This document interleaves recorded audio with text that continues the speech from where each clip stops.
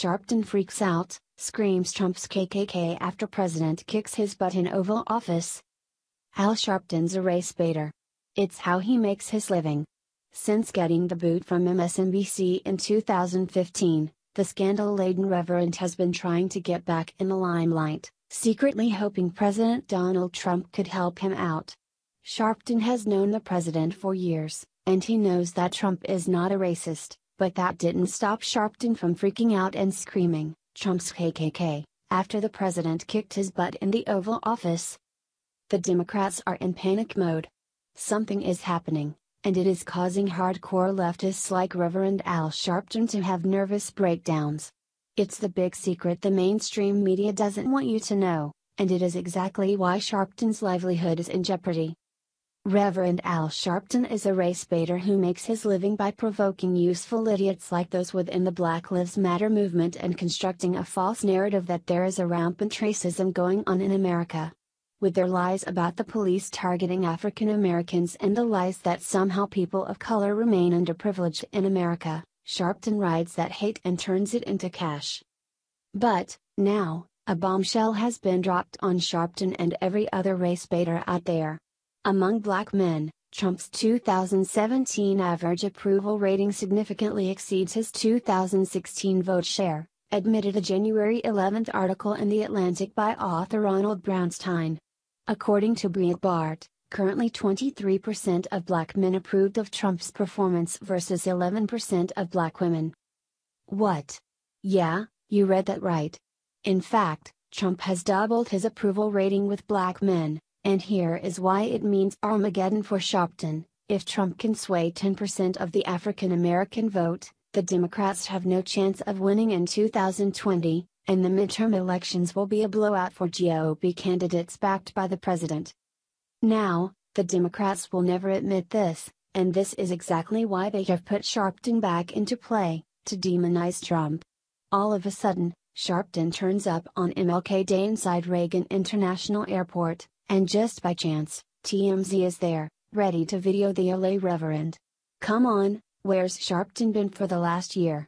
No one has seen this guy for a while, but all of a sudden, he is back in Washington, D.C., on MLK Day, and met by one lone guy from TMZ, nonetheless. In TMZ's report on Al, they write, Reverend Al Sharpton says President Trump is doing a horrible job of hiding who he really is, a straight-up racist. We got the Reverend at Reagan National Airport, and asked if he thought Dr. Martin Luther King Jr. would have had a sit-down with 45, given Trump's controversial track record on racial issues during his presidency. Sharpton insists Trump's big on using photo ops to make it appear like he's interested in the African American community, and he's certain MLK would have seen right through that. The report explains that Sharpton went on to say, Trump, doesn't need to wear a white hood to know he's KKK. That's rich coming from the #1 race baiter in America today. It looks like the Reverend Al is really scared of Trump, and he should be. Loser Sharpton added that Trump called him and wanted to meet with him in the Oval Office. That part might have been true right after Trump won the election, since Trump and Sharpton were on good terms for years. In fact, Sharpton would not call Trump a racist when he was running for the presidency.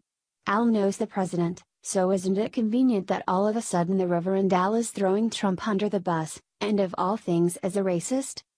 The truth is that Trump has kicked Sharpton's butt right from the Oval Office.